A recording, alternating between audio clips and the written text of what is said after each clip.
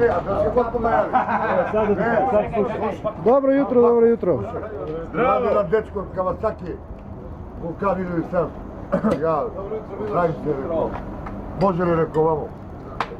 I on, mi kod njega. Kroz Izvede nas do autobusa.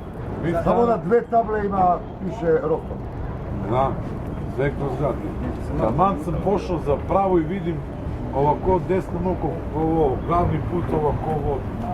I mi opu, pa svako sam prošao kroz crveno. I vidim ništa. Dođi vamo da se govorimo o tome. Jednom smo cela kolona prošli kroz crveno, jednom, 2 put sam sam ja prošao. Evo imaš espresso i amerikano. Ima liko?